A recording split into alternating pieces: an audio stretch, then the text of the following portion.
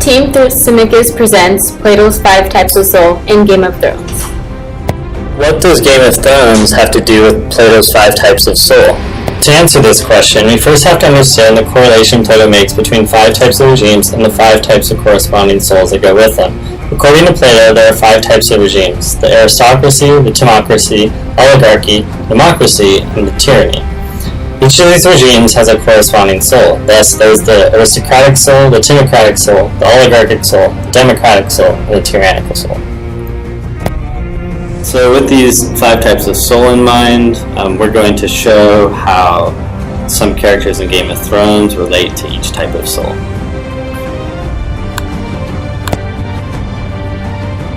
Although Plato describes various characteristics about the aristocratic soul, some of the main characteristics include being led by reason, so having reason guiding the appetitive and spirited parts of the soul, and contemplating the good and the manifestations of justice that come from it.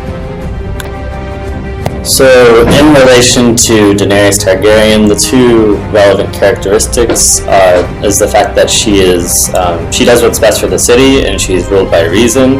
She does what's best for the city, and this is probably best exemplified in season 5 when she kills Masador, one of the freemen.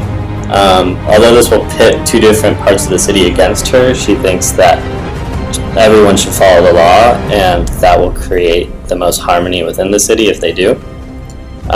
And she also, the second point, she exemplifies reason because she's moderate both in her unnecessary and necessary desires. She doesn't seem to indulge too much in either. So. The timocratic man is like Glaucon. He is guided by the spirited part of his soul. He is courageous, warrior-like, and loves honor. So similar to Glaucon and the timocratic man, Jon Snow exemplifies spiritedness, courage, he's warlike, and so forth. This is exemplified multiple times in the series. Specifically, when the wildlings attack the wall, he protects the wall, and when things are looking bleak, people look to him as a source of inspiration and courage. The oligarchic man loves money. He satisfies his necessary desires and controls his unnecessary desires. He is also thrifty and power-hungry.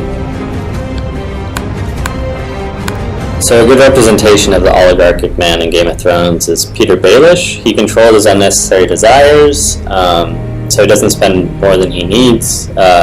He's money-loving. He owns a prostitute ring, for example, and he's also very power-hungry. Throughout the series, he's manipulating people to get what he wants so he can have more power. Plato describes the democratic soul as fickle in nature and being fueled by unnecessary desires. Their lack of order leads them to both impulsive thoughts and behavior in nearly every aspect of their life. Though it's not a perfect fit, Shay does seem to represent some characteristics of the democratic man. She's impulsive and fickle.